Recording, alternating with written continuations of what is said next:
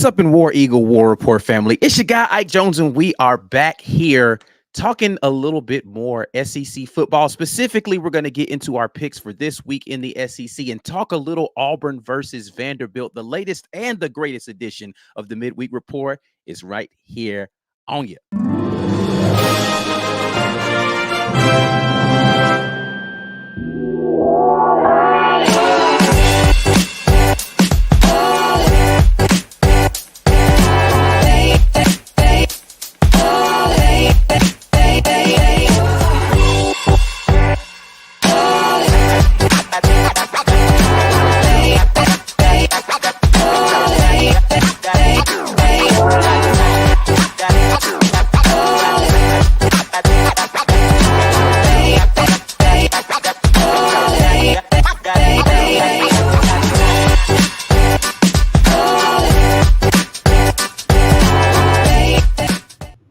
Midweek Report coming at you guys. This show is brought to you by our friends at the Opelika and the Birmingham Rage Room. Look, you didn't have a reason to rage last week, Ike. Hopefully you didn't have a reason to rage, unless that one interception got you so upset that you decided to break something. I was a little mad at that. I ain't gonna hold you. When it happened, I was like, yo, what's going on? If you were, then make your way on over to 1510 2nd Ave in Opelika or 2616 7th Ave in Birmingham, Alabama. They got stuff for you to break over there and get a little bit of that rage out. You can also do axe throwing up in Birmingham, so we appreciate them for sponsoring this segment. Guys, you know the deal. Join the War Report, become a patron. $5.99 a month will get you there. Help us keep the work that we're doing here at the War Report going. Ike is going to be traveling for y'all. He went out to see Furman and report back on what we saw in the exhibition. Auburn has one more exhibition this Friday. I will be there taking photos and reporting on what that's going to be on Friday. So continue to support our work. You can also do that by giving the gift of the War Report, by hitting that gifted membership button. We appreciate our community for doing that. And last, but certainly not least, before we get into the conversation, this segment is brought to you by our friends at Los Amigos Mexican Restaurant. Visit Suite 200 in Opelika, Alabama, Los Amigos Mexican Restaurant, bringing you guys lots of great Mexican flavor. Los Amigos is locally owned. It's got a family environment. It's a great place to come watch some college football as well. I had the burrito there, and it was amazing. It was great. And we want you to have some great eats too. So please do us a favor. Visit USA Town Center at 1220 Fox Run Ave, Suite 200 in Opelika, Alabama. Los Amigos Restaurant, bringing our community great eats here in the Opelika and Auburn area. Well, Los Amigos means the friends in Spanish, and our friends, the War Report family, are in here with us today as we get into our weekly picks for the SEC games. And there are, this isn't really like a great slate this week. It's all right. Honestly, if Auburn had a better record, this might be the game of the week in the SEC, Auburn versus Vanderbilt.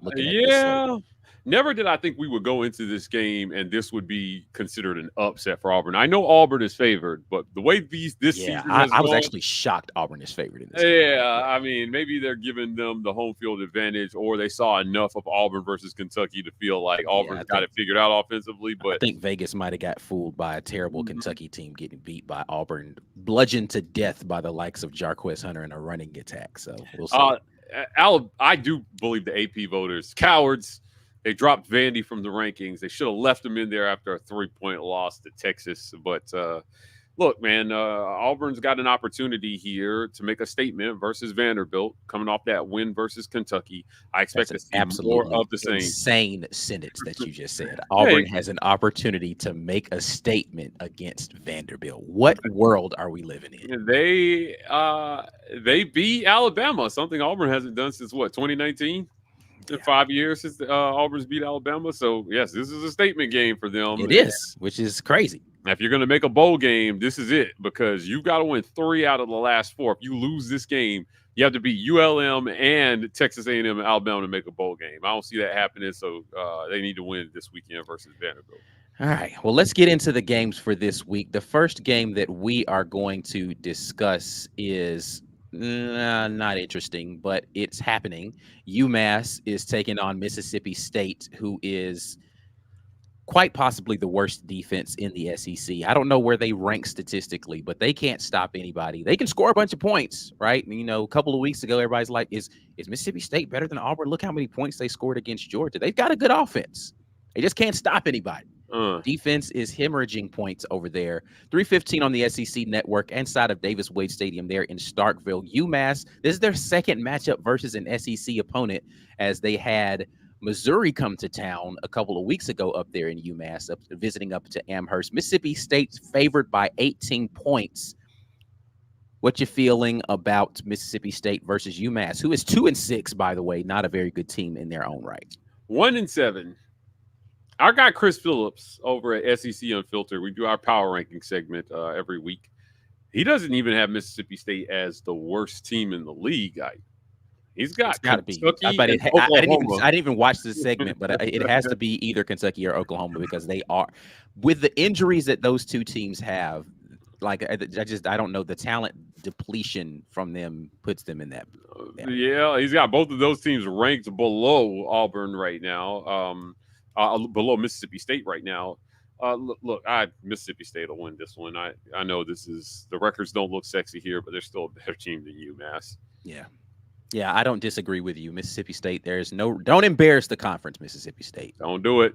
Don't do it. Go ahead and win this game. This is your opportunity to have more than one win on the season. Take advantage of it. All right. Next up, let's talk about, actually, I don't want to do that one next. I don't know why they're out of order. Where's the one I want to actually do? Because there's one more sucky game. There we go. Oklahoma and Maine. That's the one we want to talk about.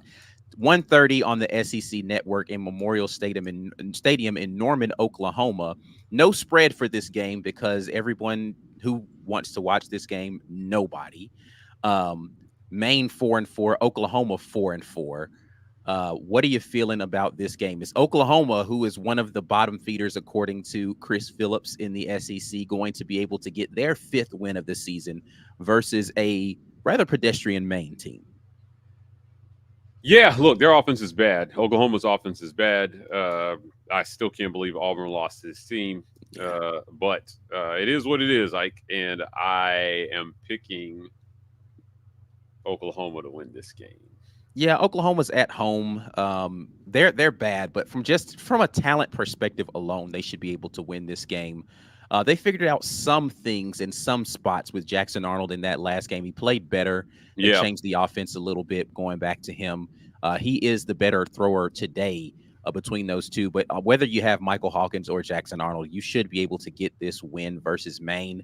Again, I say, in the same fashion to which I just said to Mississippi State, don't embarrass the conference. You're new here.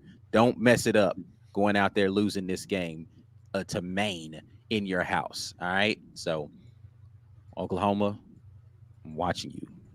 Actually, I won't be watching this game at all. I think I will be tuning in one single bit. All right, let's get to some games that could be potentially interesting. We'll start here with Kentucky versus Tennessee. 6:45 on the SEC network inside of Neyland Stadium there in Knoxville. Tennessee favored by 16.5 versus the Kentucky Wildcats, who are, again, one of the worst teams in the conference. A lot of injuries for that Kentucky team. Not a lot of offense.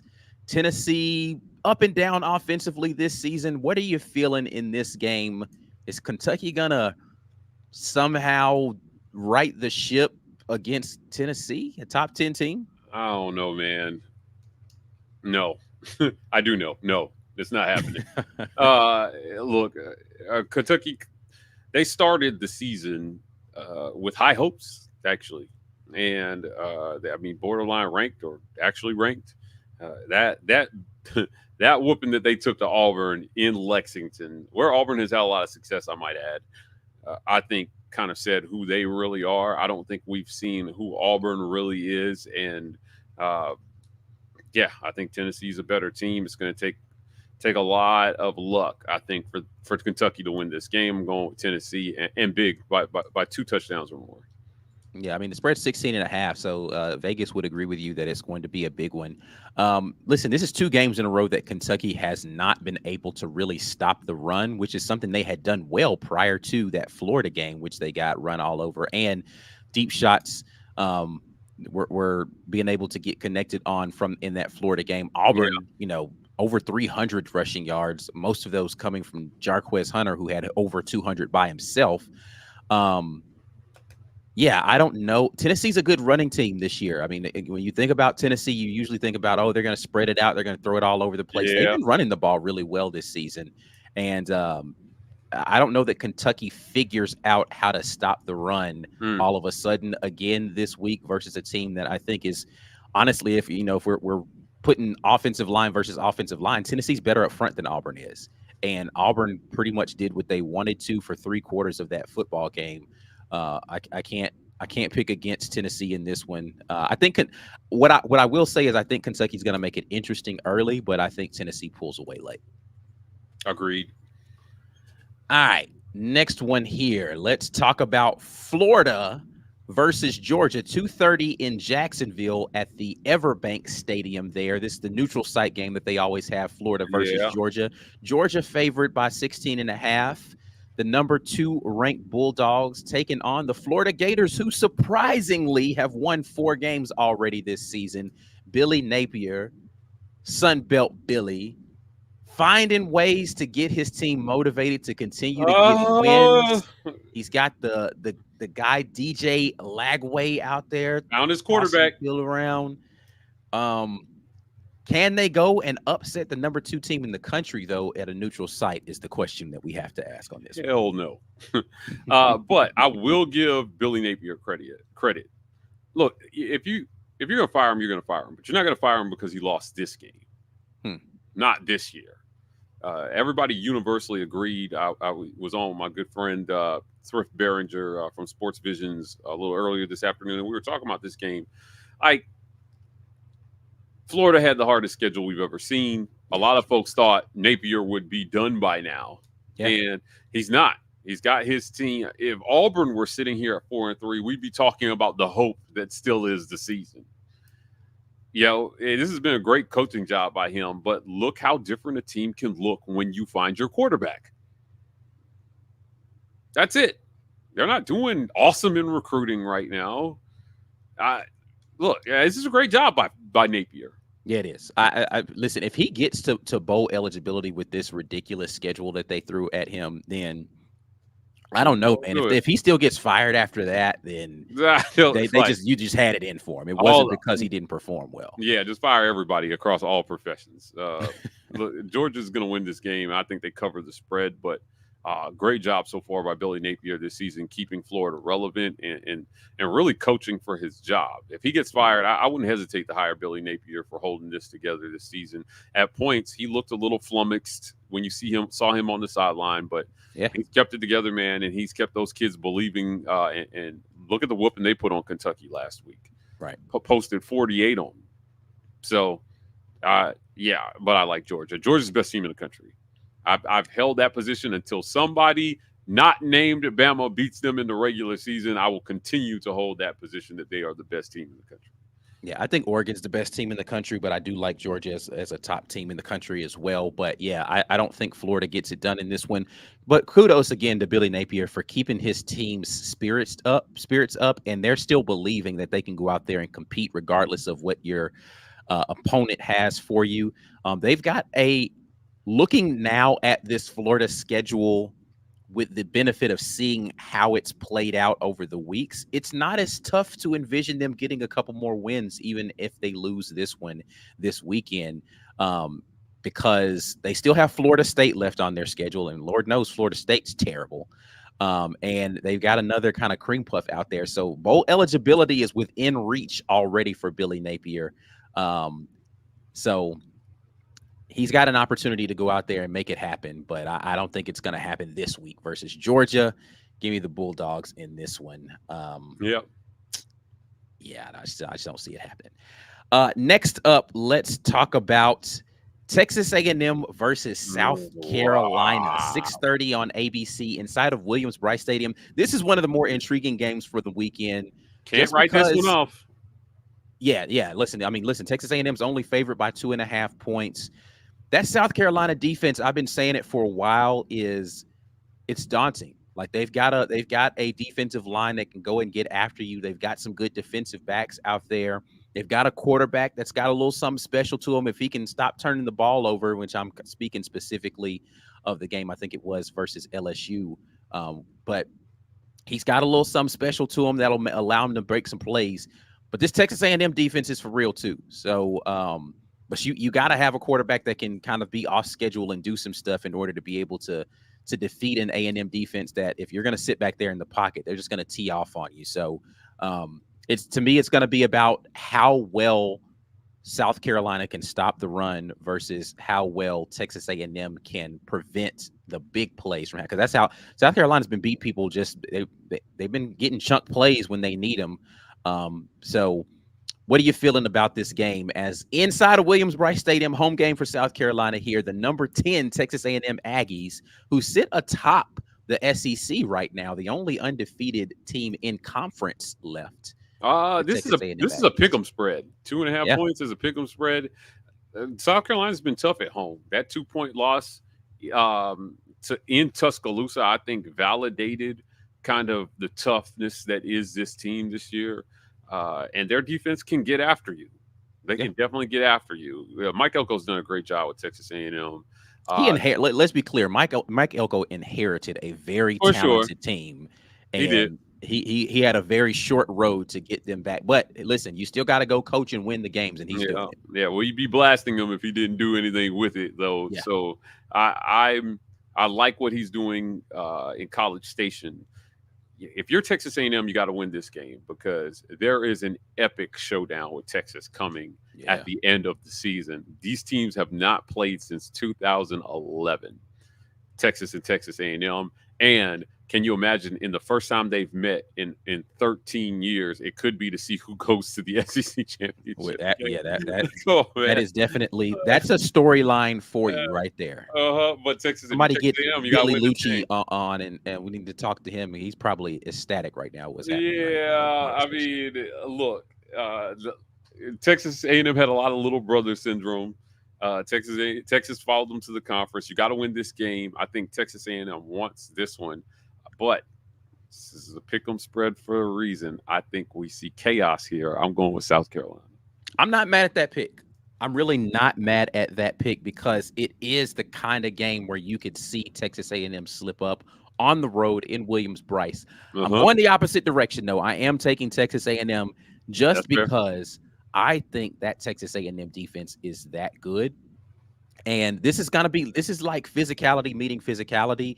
Two teams that are just going to go out here and beat each other up for 4 quarters. Over under is 44.5, man. This could be a low scoring game. That's one that Vegas thinks that it's going to be a slugfest, right? And I agree with them. I think this is going to be a whose defense breaks first type of game.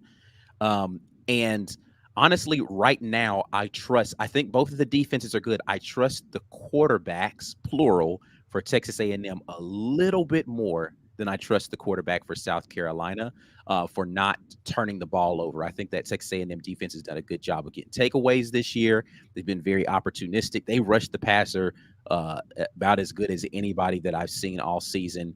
So I'm going to take Texas A&M in this one, but I think this is going to be like it's going to be razor thin margins to get out of there with a victory. This might even be one of those situations that people are talking about. The officials made an awful call and saved Texas A&M in this one. Some of that oil money greased the palm of a head official somewhere, and Texas A&M skates out of town with a dub type thing. But I'm gonna take Texas A&M in this one, but not by much. I think South Carolina's going to give them everything that they can deal with. All right, last game we got to talk about before we get to the game that actually matters, and that is Ole Miss versus Arkansas. Mississippi is favored by 7 points on the road in Razorback Stadium versus Arkansas, currently 5-3 out there. 11 a.m. kick on ESPN. Number 19 Ole Miss headed to Arkansas. How are you feeling about it? Arkansas beat the absolute crap out of Mississippi State last week. How you feeling about Ole Miss? This is an interesting one to me. It is. A 7-point spread. They think this is going to be a 1-score game. Hear me out. Screw Ole Miss. I'm picking Arkansas. Syria. Yeah.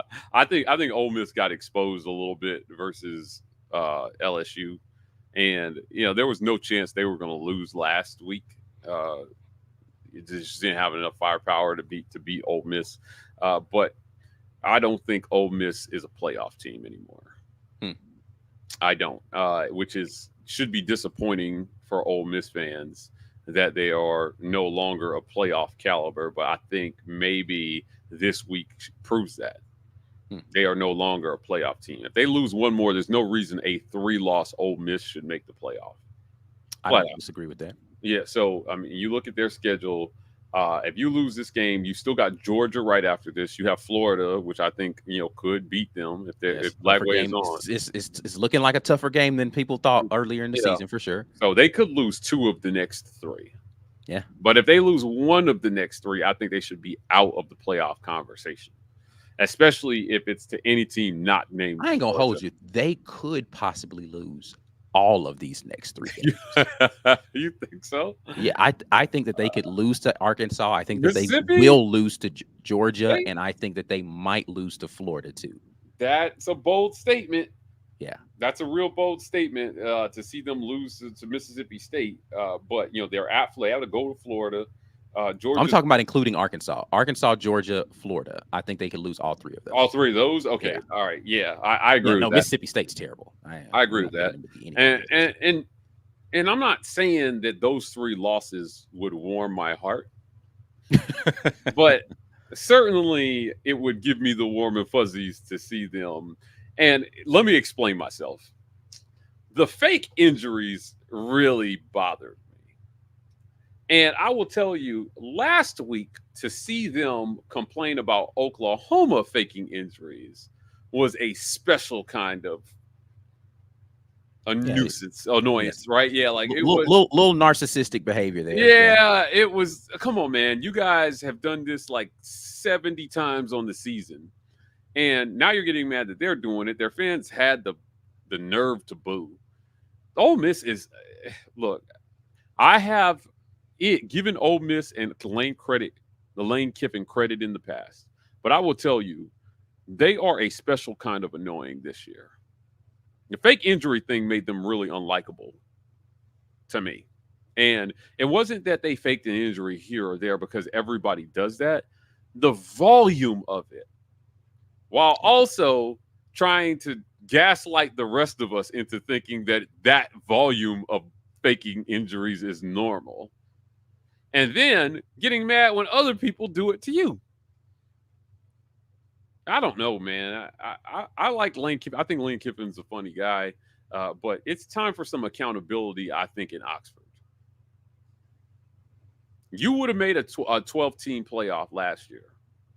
Yeah. You got your quarterback back. He was widely believed to be one of the best QBs in the country returning. And you got a 12-team playoff this year, and you're going to miss it? They had one of the easiest 6-game starts to the season that they could have hoped for. Furman, Middle Tennessee, Wake Forest, Georgia Southern. You let Kentucky sneak in there and beat you. South Carolina, you lost to LSU. That loss is looking terrible. Terrible. Awful. That loss is so bad. So bad. Right? LSU was a good loss if it could be a good loss, but you still had the game and you gave it up on the road. You know how hard it is to go into Death Valley and get a win. You had it, and you just let Nussmeier make every play he needed to make. Yeah.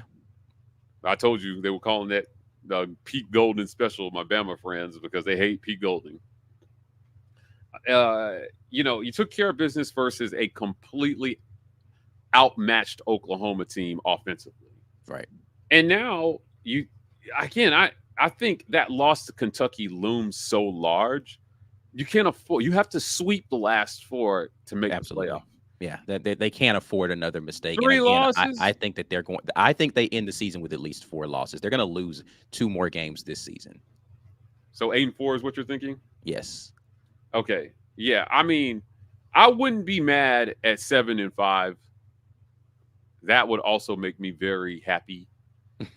But and no ranking at all. Like just remove the number. If they lose four or more games, they won't be ranked. And then subsequently, somehow Auburn wins out and finishes with 7 wins, and then we had the same record. That would be unlikely as well, but hey, Yes, listen, but hey, listen, I can dream. Just leave me hey, my own La La Land devices right now. Uh, I, Arkansas has been tough all year. Travis Williams and Sam Pittman have done a great job with that team. They got to find some answers, right? They're still missing some key Sam playmakers. Pittman, golly, man, this dude has 9 lives, But dude. yeah, dude, he's such a good guy. I think the He universe is, is he is. just giving him chance after chance. But Georgia's going to beat the absolute crap out of Ole Miss after this game. I think if they lose to Arkansas, there's no way they bounce back against Georgia's going to walk into Oxford and just absolutely dominate them defensively. Um, yeah, I like Arkansas in this one, and I like Ole Miss to lose at least 2 of the next 4. Yeah, I'm not mad at that pick either. I am actually going to, even though I've Come been on. harsh on Arkansas all season, I'm gonna pick Arkansas in Oh, this there you game. go. All right. Yeah, I think I, Arkansas at home might get this done. I do not stand Um, alone. I just listen, man.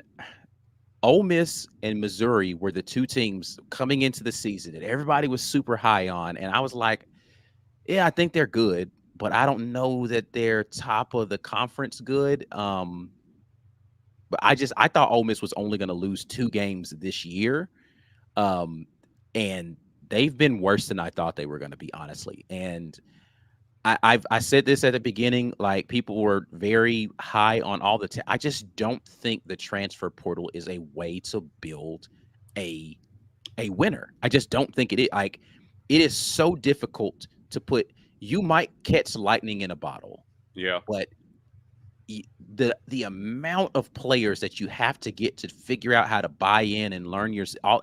I just don't know that it works.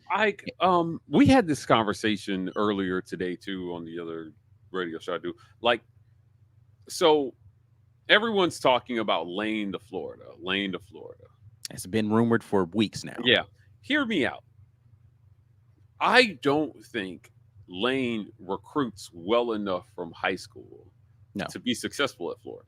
I don't think he recruits well enough from high school to be a championship. And that's been the biggest knock that I've had against Lane Kiffin. Some of his fourth down stuff. I joke about that. The biggest knock I have against Lane Kiffin is I just don't think he loves recruiting enough to be a championship caliber coach. Being at Florida isn't going to suddenly make high school recruiting that much easier for him. No. And he doesn't. I don't think he wants to put in the work it takes to recruit from high school. And yes, it's worked at Ole Miss to a point because you can't get over the hump. You can't get over the Georgia or the Alabama hump. Right. So yes, you're in the conversation, but here's which what is happens. why he has to go to the transfer portal so much. Right. So, and hear me on this one. So now in a 12-team playoff, but a expanded SEC. Where last year you get into the 12-team playoff, no doubt. Right. This year, while you were standing still, not recruiting well from high school, everybody else got better. Texas A&M found a way to get better. LSU found a way to keep themselves in the conversation after losing a Heisman winner. Texas joined the conference. Alabama still had enough talent left for Kalen DeBoer to not completely flop. And Georgia is still Georgia.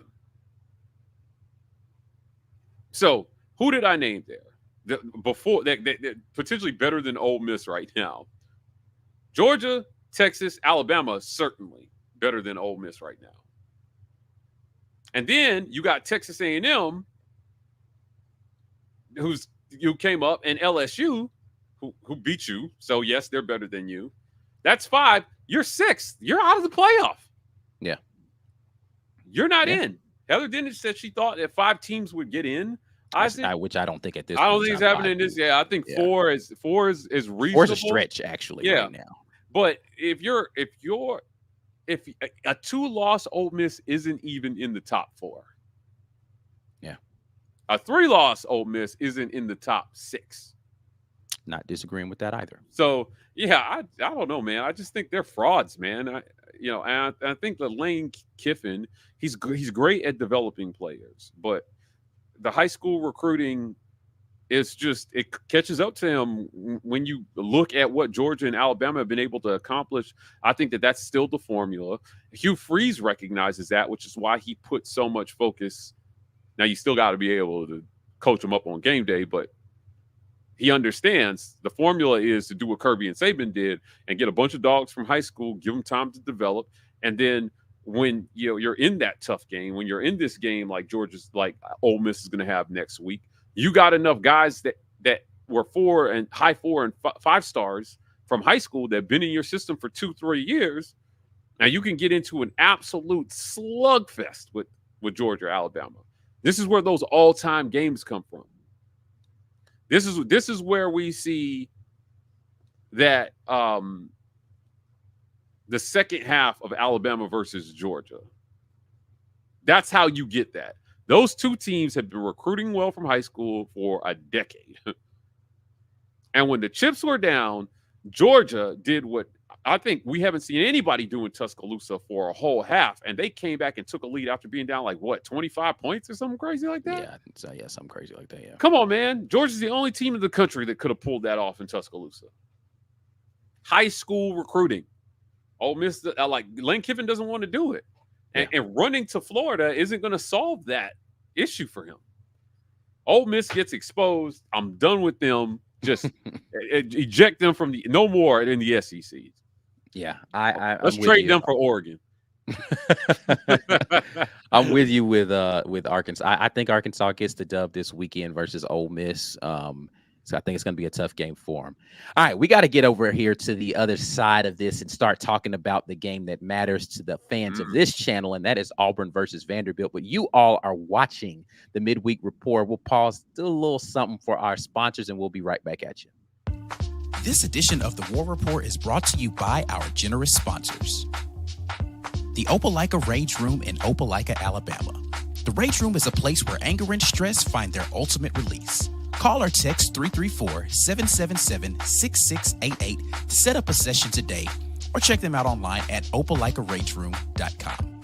Golden's Cast Iron. Whether you work out, grill out, or chill out, you deserve the best life possible, and Golden's Cast Iron is here to provide the tools to help you do it. Check them out at goldenscastiron.com. You guys know the deal. Hit that join button. Join our community. We got lots of great things going on at the War Report. These are like micro sponsorships. So if you want to get involved, help keep the work that we're doing at the War Report going, you can hit that join button and become a part of the Green Name Gang. You can also give the gift of the Green Name Gang by hitting that gifted membership button. We appreciate you guys. I saw Martin donated some memberships. We appreciate those 5. See if we can get about 10 more donated here before the end of the broadcast. Also, I want to thank show sponsor Manscaped. Our friends over at Manscaped have been serving the War Report community faithfully, I might add, for quite some time. So we appreciate them also for sponsoring the War Report. Look, man, sophisticated men in a sophisticated world cannot use the same trimmer for their balls that they do for their face. We don't do that.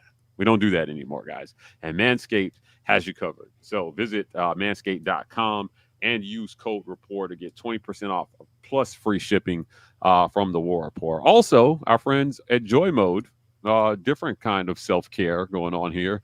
Visit tryjoymode.com and use code REPORT to get 20% off plus free shipping there too. Get hard and stay hard with Joy Mode. All right. We are back. B. Will has joined the party to talk a little Auburn. That's what it says in the ad read, B. Don't come in with that attitude. I know, but it's like it's ringing in my ears. It's like get hard and stay hard. All right, B. Will, welcome in. It feels strange. It feels strange. You gotta pause that all the way. Auburn is taking on Vanderbilt at home in Jordan-Hare Stadium. Early kick this time, 11:45 on the SEC Network. 5-3 Vanderbilt versus 3-5 Auburn just does not look right. Did this line move? It did. Auburn is favored by 7 now in this game. Who does this? Why are we favored by 7? Ain't no way, man. Over under in this game, 48.5. The ESPN Football Power Index gives Auburn a 63.3% chance to win this game. Auburn leads this series 22-21-1. Last year, the outcome was 31-15 in favor of the Tigers out there in Nashville in the construction zone. Before we get into the conversation, I forgot I need to get over here to these comments real quick because you guys have been commenting a lot. Don't have a lot that I've starred, but I did want to talk to Anthony Long real quick, who asked, will the schedule for the midweek change during basketball season? We do reserve the right to move around which day we are going to do the midweek show on Wednesday or Thursday based upon the basketball schedule. So you guys stay tuned. If there is a basketball game, we will not go live during the game on a Wednesday night. We'll move the show to Thursday typically with that and do basketball coverage strictly that day. TK asked this question before we get into Auburn too heavily. Put him in Gainesville and think he won't excel in that recruiting hotbed. Ole Miss is a barrier to high school recruiting. While I agree that Ole Miss is a barrier to high school recruiting, that does not all of a sudden make Lane Kiffin a good recruiter. Yes, recruiting will be better than what he's done previously, but that's not because Lane Kiffin. But he doesn't like high school recruiting. That's what you guys are not getting. He does. If you're not going to put forth the effort, the recruits aren't just going to magically fall into you. They still have to be actually recruited. Right. It's not as if he's trying at Ole Miss and he's just not getting them. He's not putting a ton of effort in down there to recruit from high school. And if you take that same attitude to Florida, it's not going to get better just because you're at Florida. Yeah. He sucks at it because he doesn't try at it.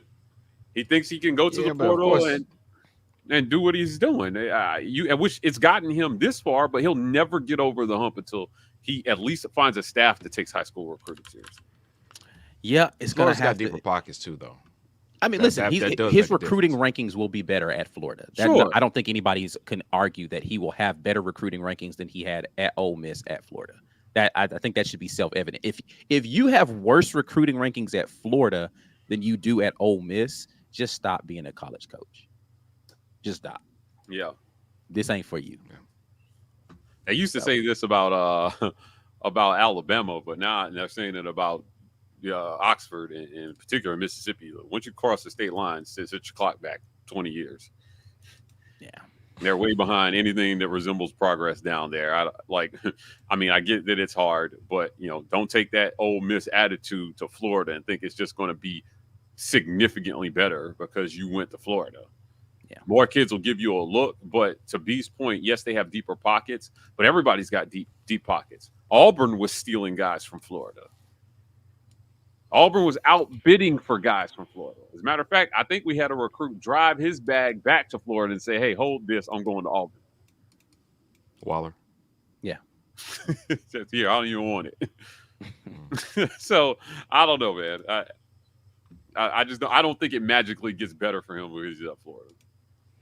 Yeah. Anyway, enough of talking about Broken Ugly and Lane Kiffin. Let's talk about a team that I care about, which is the Auburn Tigers, set to take on the Vanderbilt Commodores, again favored by Vegas and the ESPN Football Power Index. What's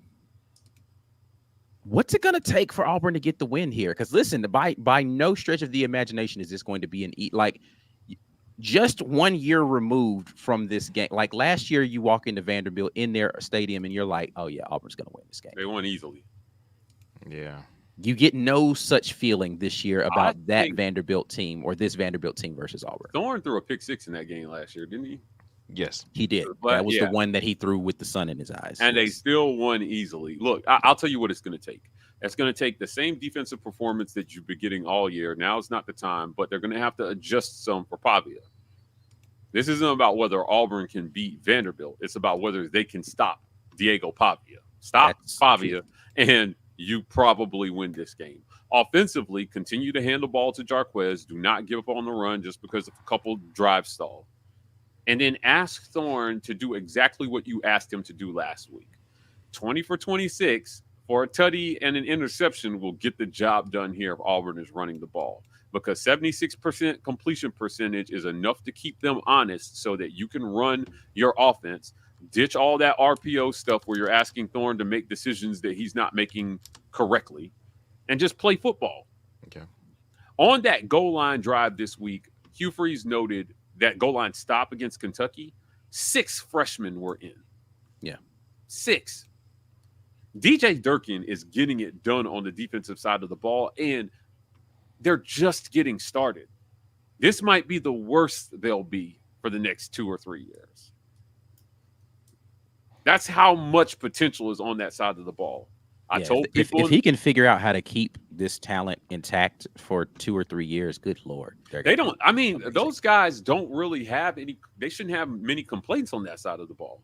Yeah. I mean, unless you're not getting playing time. Like, again, that the issue is, how much play, like speaking, like, well, he didn't leave the team. He got kicked off of the team. Antonio Kite, I don't know if you guys saw the announcement. He was dismissed from the team today.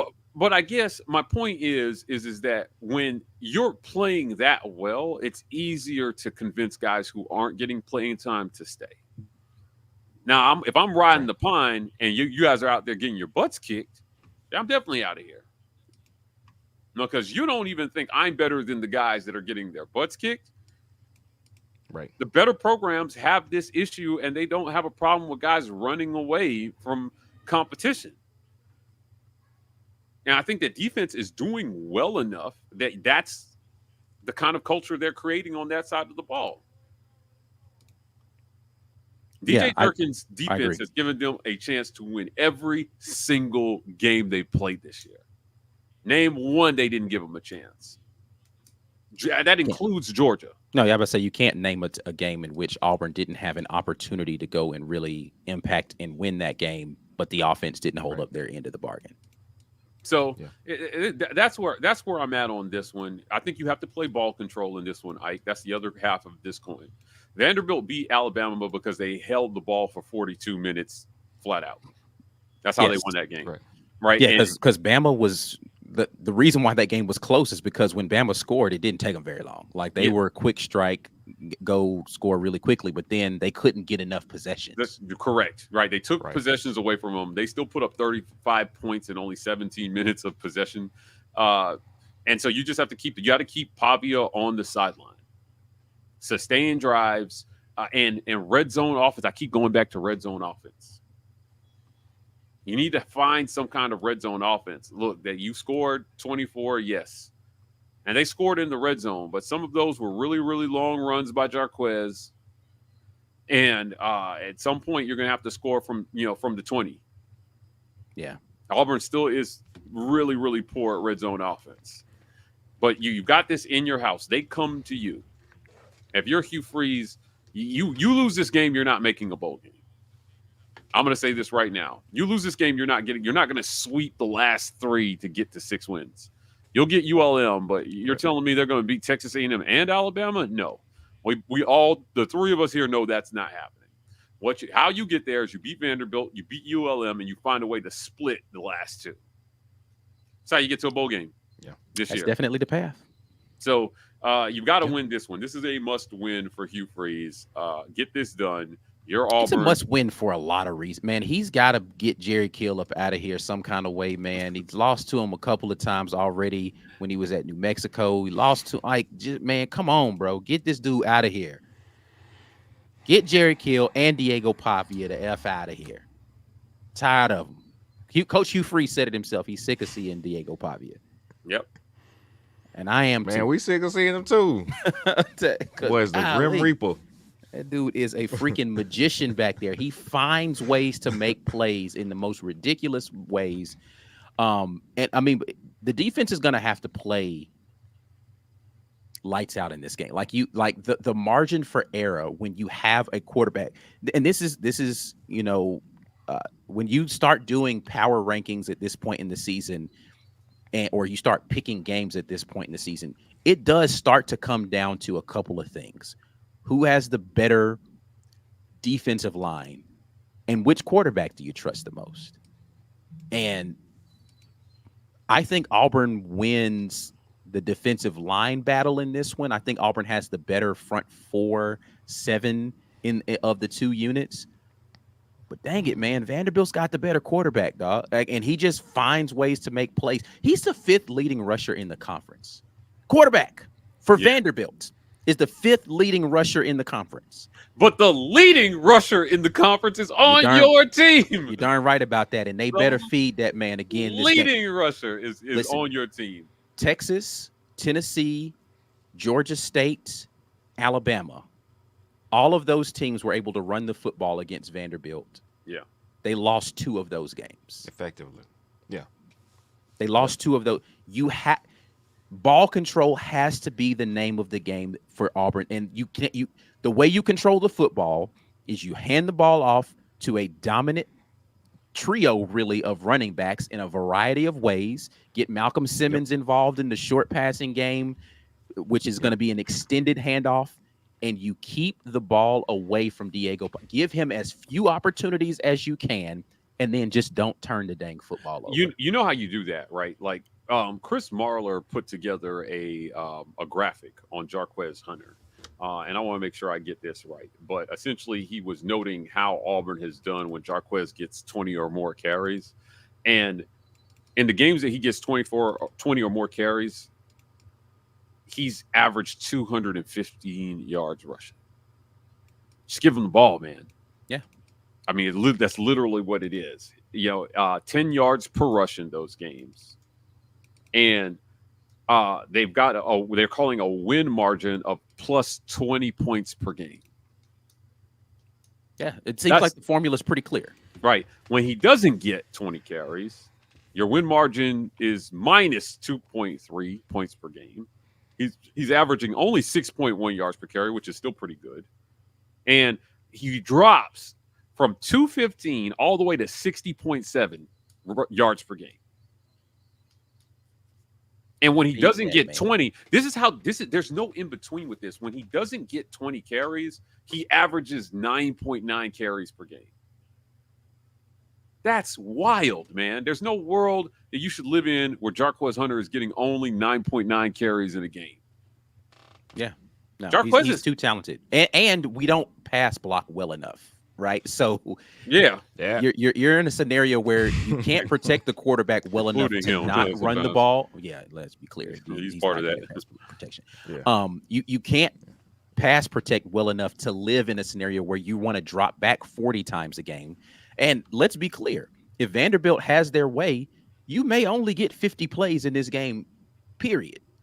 Right. So, yeah, 20 of them need to be handoffs to Jarquez, and another 5 might need to be thrown to him out of the backfield. That's why the defense is so important in this one, and the defensive performance. Yeah, they got to get Vandy off the field. Yeah, now's not the time to have an anomalous performance than what you've done all year to everybody. Get the ball back to your offense and give them more opportunities to get in a rhythm.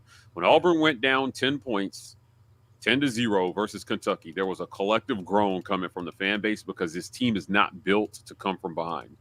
10-0 and through an interception on your yeah, it was feeling really, really bleak. But the defense just kept giving them a chance to get the ball back and get back into a rhythm, and they didn't quit on the run game, and they were able to do it.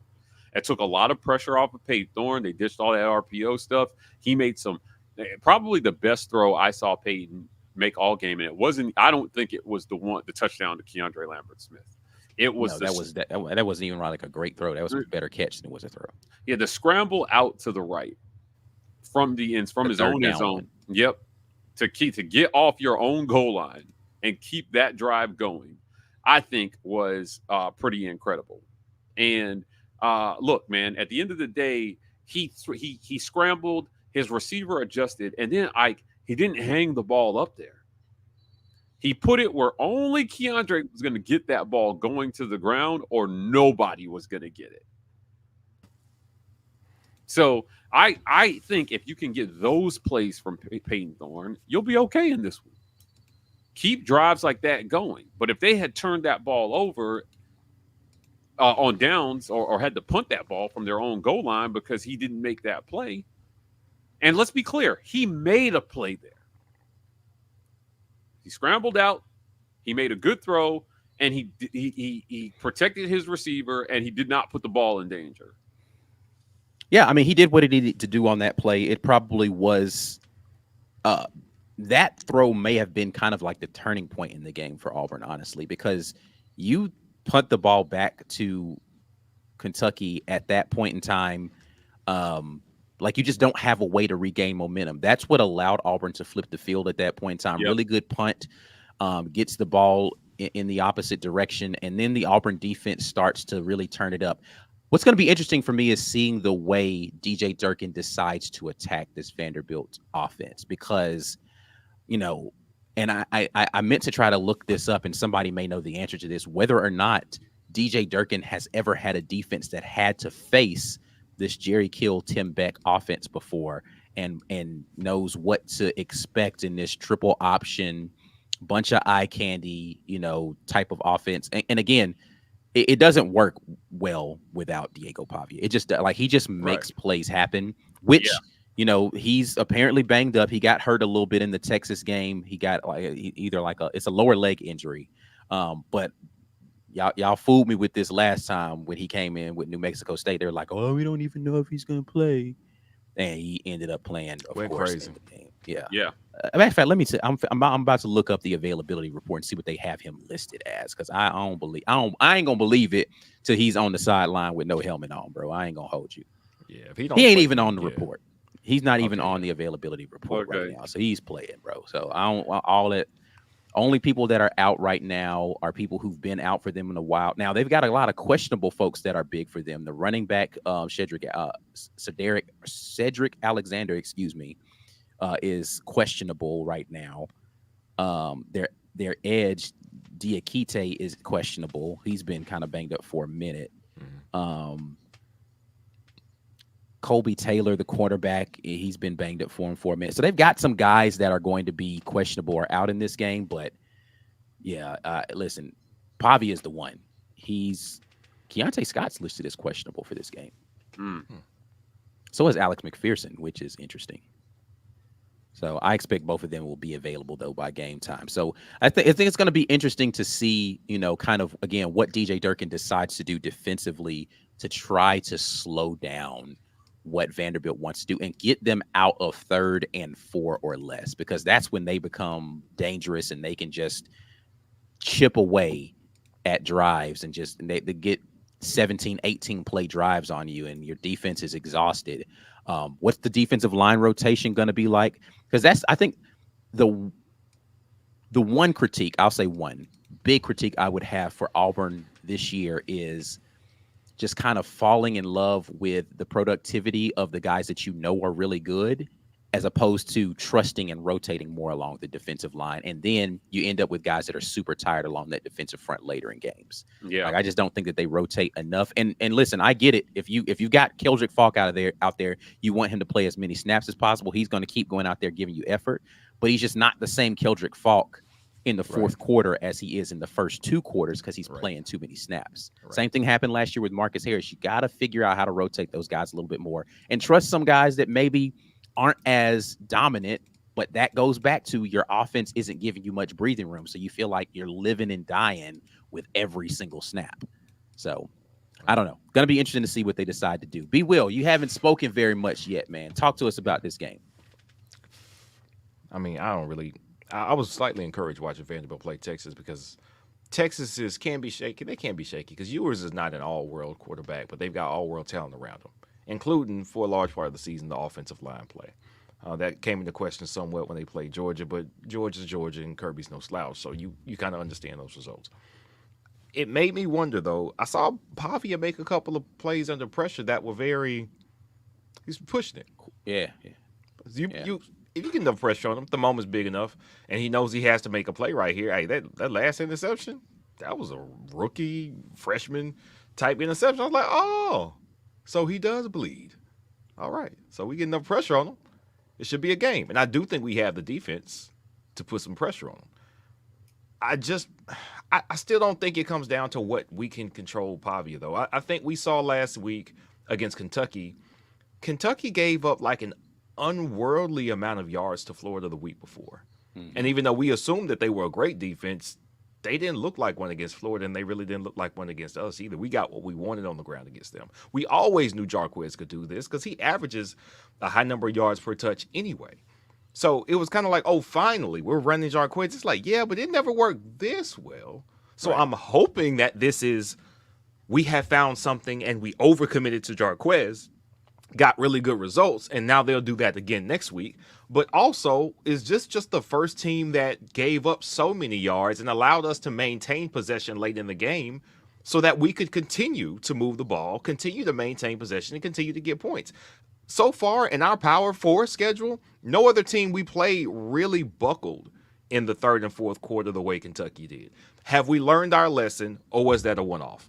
I don't know. So what I'll say about this, but I don't mean to cut you off, Mike, but like Auburn was still in all of those games and for whatever reason abandoned the run. That's the thing that frustrates me. It's like you had opportunity, like we talked about this over and over again, third and short opportunities where you just decided we're going to throw the ball here as opposed to run it, or middle of the game. Like I still right now in this moment don't understand the first possession versus Missouri or Kentucky, where you don't run the ball a single time in any of the first three plays. As a matter of fact, I don't think Jarquez Hunter touched the ball the first two possessions versus Kentucky, if I'm not mistaken, because that first pass that he threw was a ground ball to him, right? So he tried to get it to him, but it didn't go over there. Then the second possession, the first pass was to Cam Coleman for a short one. Keandre Lambert-Smith drops the one that is over in the flat on the second pass, and then they have to get the rollout one that Mike. So Auburn went 6 plays before Jarquez Hunter even touched the football, right? And so I just don't understand why it's been that way. But yes, to your point, you haven't been able to see that, but I think that's just not been a commitment to it. And I don't know if I made you lose your train of thought, Mike, about what you were going to say, but it looks like they threw the ball to Jarquez Hunter for no gain on third and 10, essentially, and then punted. Yeah, that's the one that the ground ball he threw to him. Yeah. Oh no, that's right. It was the screen pass out to the right. It. Yeah, yeah. That's right. I forgot. But I going back to Pavia, hear me out with the way Crawford is playing and Kayan Lee is playing right now, and these guys are kind of getting after it. Against Texas, they didn't really. Vanderbilt somehow stayed in this game and without testing the ball down the field, really. And I keep saying this about these teams. You can't just not throw the ball the whole game and then in crunch time think you're going to sling it around on the last drive and come back. Right. Nobody does that, right? So you have to have a good balance of pass earlier in the game. You can commit to the run, but you've got to give your quarterback some throws. And if they need a throw from Pavia late in the game to win the game, I don't like Vanderbilt. Not against this secondary. Now, he threw one pass of 20 or more yards against Texas in their last game, and it was incomplete. He threw 4 passes from 10 to 20 yards, and he was 2 for 2. Most of his work was 10 yards or in. Yeah, that's the way that offense is designed. It's a bunch of short passes, and he's getting the ball out quickly because I don't think that Vanderbilt's confident that they can keep him upright for. I'm telling you what's going to happen if you're just going to do these little 10-yard dink and dunk routes. These guys are going to jump one and they're going to take it to the house. Well, on that, Mike, you were talking about not trying to be throwing it late, right? Like if you're not actually pushing the ball downfield in large chunks, that's not something you're magically going to be able to do in the fourth quarter. And I greatly agree with that.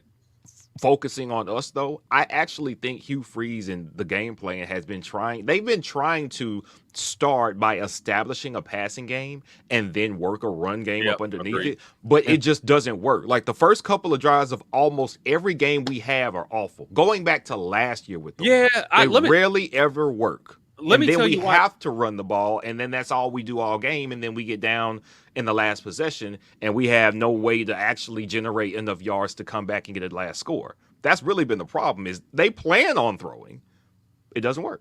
Let me tell you why I think that is, though. I think that's because that's what teams expect them to do, and they're planning for them to try to run the ball, and Freeze is looking at their defense and saying, it's there, we got to throw it. We have to at least try, but – I think he's trying to not be predictable and assuming that people are just going to say, all right, you guys can do anything you want to except run the football here early against us. Correct. Yeah, so Kentucky was able to stop the run on the first couple times that they tried to run it. They just didn't give up on it Mhm.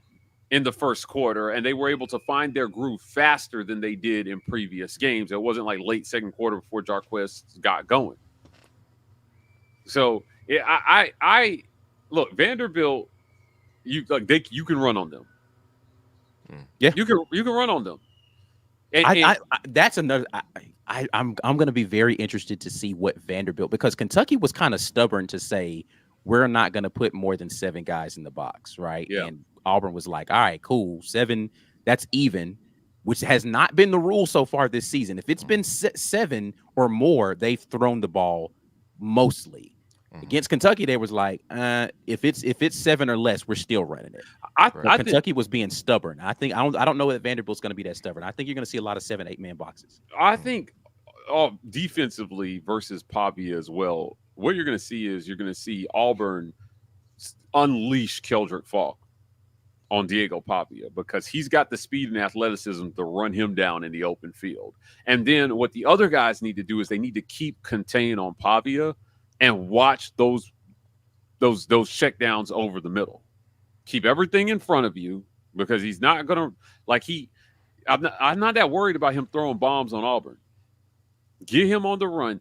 Texas had Pavia he did a great job escaping the pressure, but he was under pressure 48% of his dropbacks. Yeah. I watched that 48%, and he was running a lot. He was running around a lot, trying to escape pressure. And because of it, average time to throw was over 3 seconds, which is indicative of a quarterback having to extend plays because either nobody's open or the defense is forcing you out of the pocket before you're ready to leave.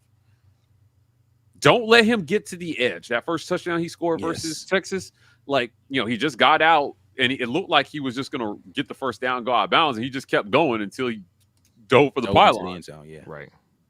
But force him back to the middle of the field and then tee your linebackers and then make him pay when he comes through those gaps in the middle. Yeah. Keep them off the edges of your defense and keep them away from the sideline. Make sure that your guys are disciplined, are gap sound, and they don't. Riddick last week versus Kentucky, you can see the athleticism bursting off of this kid, man. I told everybody I think he's being overlooked and all this freshman hype, and look where he is. He's out there making plays and creating pressures on quarterback. But my one critique of him is he overruns plays. He's so fast and he's fast, explosive. Yeah, he overruns it, and you got to harness that and play under control and just understand. Yes, you got to get off after the quarterback, but if you miss, your team pays the price with a quarterback like Pavia. Yeah. So if you get in there and you overrun it and he steps up in the pocket and he gets loose and you've got no backside contain, you've got trouble. Yep. Keep him in the pocket and don't let him get to the edge and make him make decisions from the pocket. Yep. Make Pavia make decisions from the pocket and you win this game. Yeah, because once he gets out there and he starts to ad lib, he is one of the better ad libbing quarterbacks. He makes. I say he's a wizard out there, man. He's a magician. He just figures out ways to make guys miss in the open field, to make you think he's about to throw it and then take off running, to make you think he's going to take off running, and then last second he flips a pass out for 15 yards out there to somebody, scramble drill style. Like you said it perfectly. Make him play the game from right there between the tackles. Yep. And if you do that, you give now, I'm not saying you're definitely going to win, but the way these Auburn DBs have been playing early in routes, it's been really good. Yeah, I agree. That's what's going to make you successful against this type of, they want to be quick and throw. All right, cool. We're going to get up. We're going to challenge your receivers and we're going to make them win early. And if they can't win early, now your quarterback's got to figure something out. But don't let him escape. Yep. That's all. That's how they've been doing that. Avoiding that effectively is how Vanderbilt has stayed in games against better teams. Alabama let Pavia get to the edge way too much.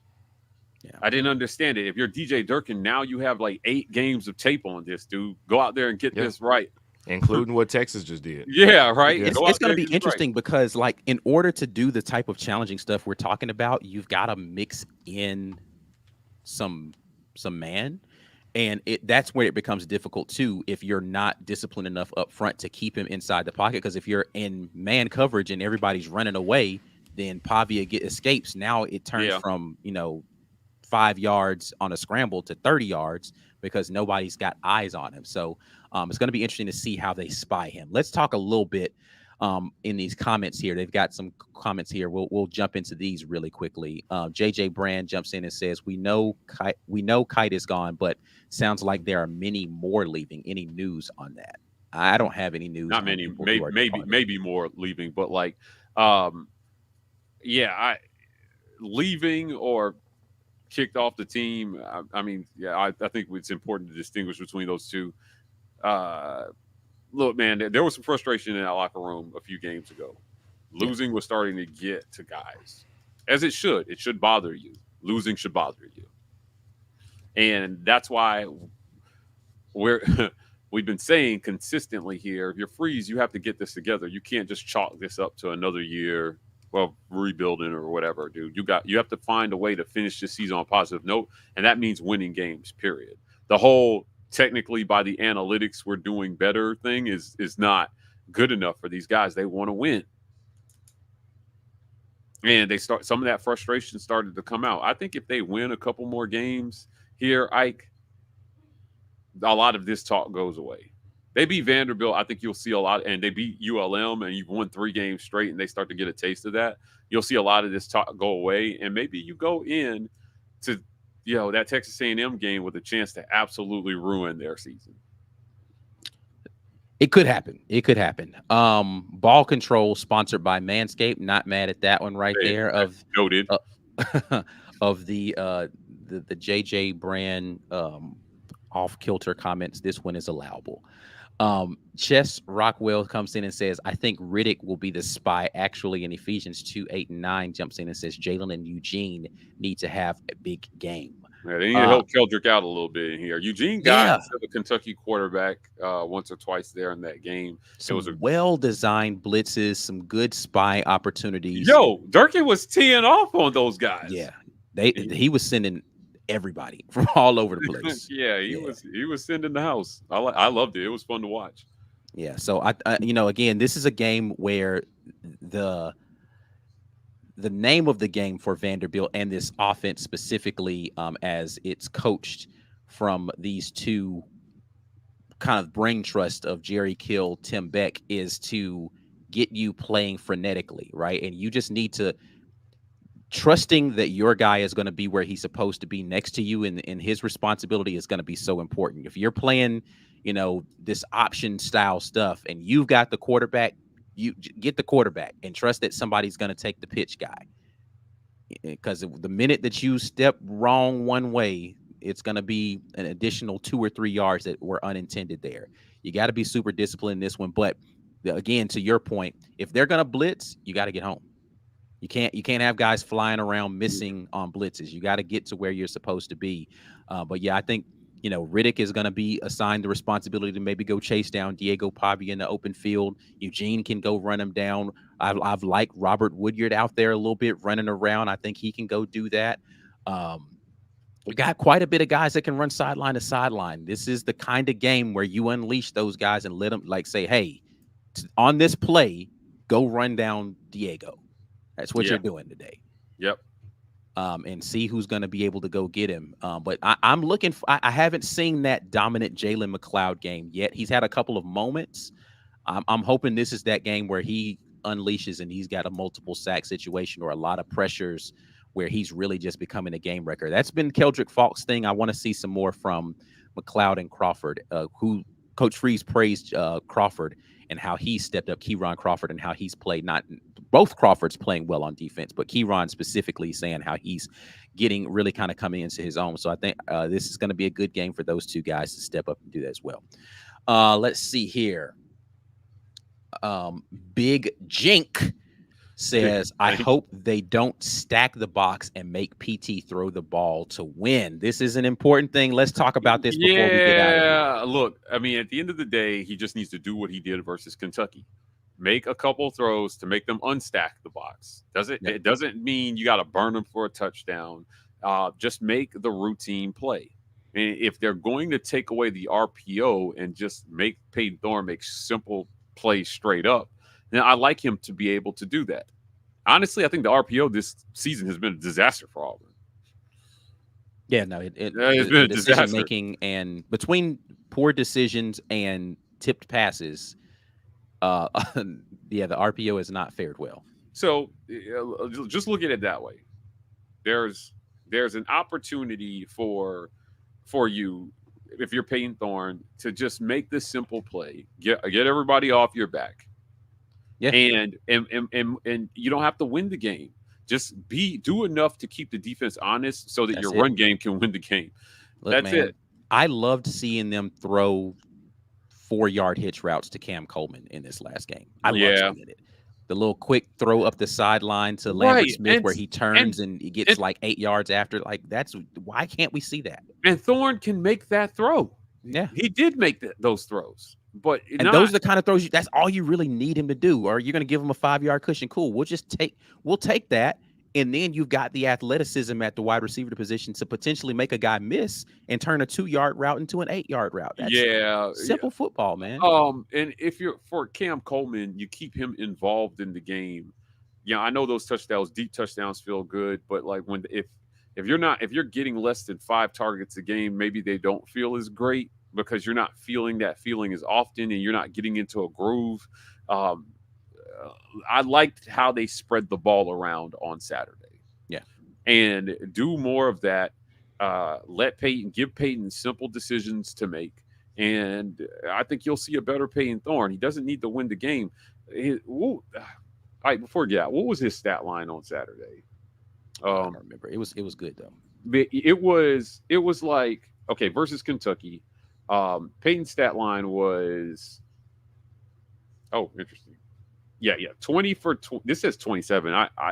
ESPN said he had 26 attempts, but 20 for 27, a 74% completion percentage for 172 yards and a TD, 1 pick. He had 1 drop, so his adjusted was 87.5. That's an efficient game. Yeah. So he was sacked and 4 times. Most of those throws were less than 5 yards. Yeah. So if okay, and then again, looking at his pass chart, he only threw 1 ball of 25 yards or more down the field, but it was complete for a touchdown. He went 2 for 3 from 10 to 20 yards, and then he was, let's see, that's 11, 13. He was 11 for 13 inside 10 yards. Perfect from behind the line of scrimmage. That's the Peyton Thorne you need. Yep. It is. When it was downfield, he's been making those plays all year. He's been hitting the deep shot. That's why Auburn leads, is at top of the nation, not first, but in the top 10 in the country in explosive plays. Yeah, because he's making those plays. You just have to mix in the other stuff. Yeah, you just gotta be able to do something else. Yeah. So this can be fun. I think this can be real fun for Auburn fans. As a matter of fact, I'm calling for it. Auburn fans, if you're listening to this, if Auburn beats Vanderbilt on Saturday, tearing down the goalposts. Tear it down for Vandy, throw it over the side of the stadium, make it happen. That's how bad this season has been going in wins and losses. Tear it down for Vanderbilt. I want to see it. Say that for Texas A&M. You beat Texas A&M and you tear the goalpost. Yeah. It's the last we were in school. The last time Auburn tore down the goalposts, it was number 1 Florida in 2001. That was the last time Auburn tore down the goalposts. Damon Duval kicked the game winner from 48 yards to win it into the wind. He hooked it in. I thought it was going to be wide right, and that ball came right back in. It was like, man, wow. But I think that would be something cool for the players to experience. Yeah, I mean, if you don't tear it down, maybe they rush the field or something. I don't know. I know Auburn will get a lot of crap for rushing the field on Vandy. Listen, man, rush the field every game if you want to. At this point, just create some create some good feels. You know what I saw? We're gonna get out of here, but I saw a replay of that time that Mark Richt. They planned for the whole team to run into the end zone to celebrate the touchdown if they had scored on their opening possession, and they took the celebration penalty. I think it was versus Florida, and he said, Yeah. I need to get my team going." He said, "If we score on our open possession, we're all going down there to celebrate with whoever scores it, and we're going to get a penalty on the kickoff, but I do not care." They went on to win that game by like a few scores, and I would like to see Hugh Freeze do something to get this team going on Saturday. Create some good feels, plan it out, and say, guys, if we can do this, if we can execute well enough on the first drive to do whatever we're going to do, you don't have to rush the field and take a penalty. But we're going to do something to celebrate. And honestly, the way the kickoff rules have changed, man, take a penalty on the kickoff. Who cares? They ain't going to do nothing but fair catching anyway. So, yeah. Listen, Auburn needs to get this win. You've already outlined kind of the road ahead of them. And this game is way more interesting than I think a lot of people thought it would be at the beginning of the season. I'm still confused at the Vegas line. Listen, I understand that Pavia was, limping around during the Texas game, but he finished that game and almost helped them come back. So, unless he's pulling a freaking Brady Cook on us where he finishes the game one week and then the next week he's not going to play into the second half, he's still going to be the guy who terrorized Auburn versus when he came into the stadium last time. That Vanderbilt team believes that they can come into Jordan-Hare Stadium and win. They do. So cooked. They're so cooked. Oh yeah, they're done. They're done.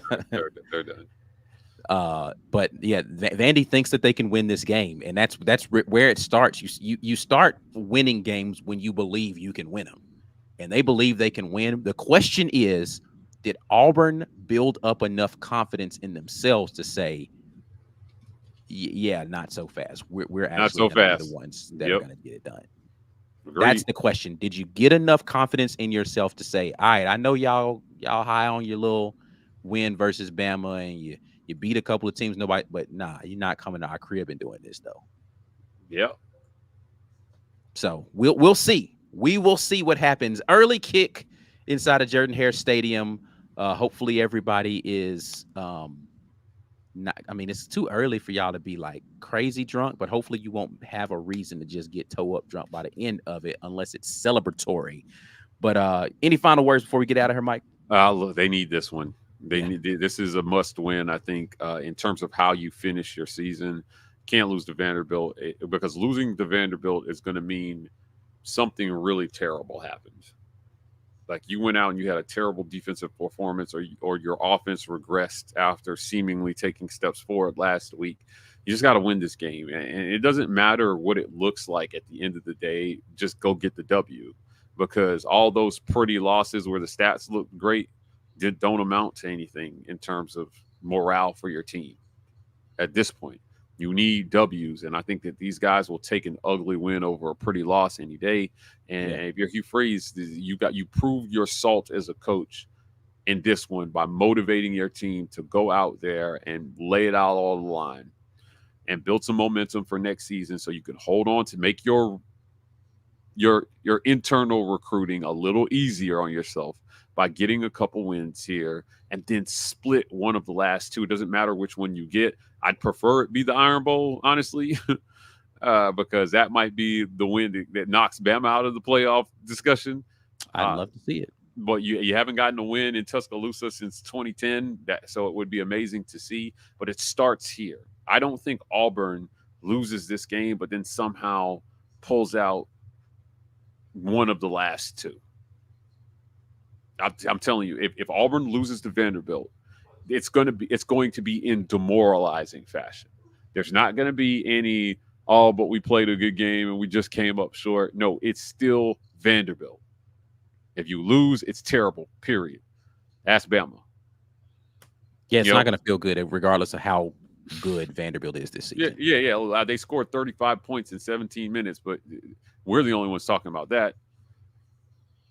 All that they know is they lost. Right. They weren't pulling any moral victories from a loss to Vanderbilt. Go out there and win this game. You beat this team last year. I know they got Pavia, but he's beatable. People have beat him this year. Yeah. You should be one of them, and this defense has played well enough to slow down better quarterbacks than Diego Pavia. That's no disrespect to Pavia, but he's not the best quarterback Auburn has played so far this season. That's true. That is truth. All right, let's get out of here, Mike G. Tell the people all the things they need to do to support what we got going on at the War Report. Yeah, first and foremost, I want to thank our title sponsor, The Rage Room. If you're in Opelika, please visit the Opelika Rage Room at 1510 2nd Ave in Opelika, Alabama. If you're in the Birmingham area, 2616 7th Ave. They got axe throwing up there in Birmingham. Hopefully you guys are raging on Vandy after this and not against Auburn. We appreciate the Rage Room for sponsoring this segment. Also, I want to thank our show sponsors, Joy Mode. Visit tryjoymode.com and use code report to get 20% off plus free shipping. They're doing great things to help keep a different kind of morale up there for you. And also Manscaped. Take your grooming seriously, gentlemen. Sophisticated men in a sophisticated world need sophisticated tools to stay sophisticated. Now, Manscaped has you covered. Use code report manscaped.com to get 20% off plus free shipping there. And brand new show sponsor, Los Amigos Mexican Restaurant. They are in Opelika, just across the interstate. If you're coming up 280, you cross the interstate, and the old strip mall back there where the driver's license office is where Los Amigos Restaurant sits. That's USA Town Center, 1220 Fox Run Avenue, Suite 200 in Opelika, Alabama.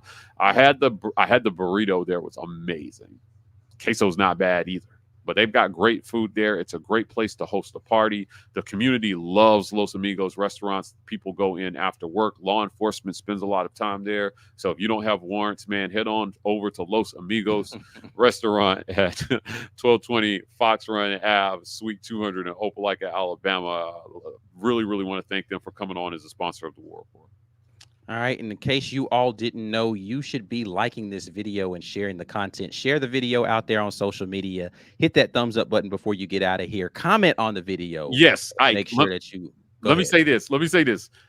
Go to after you. We still got 145 people in here. Go to the comments after the video post and just drop us a War Damn Eagle in the comments, or keep the conversation going about everything that we discussed today. But those comments really, really help us in the algorithm when you guys comment. So please, 145 WDEs still help. We appreciate that. Absolutely. Follow us on social media. We're at the War Report, Twitter, Instagram, TW Report on TikTok. We'll be back at you guys with more great content later on this week. But until the next time, and as always, War Eagle. War Eagle.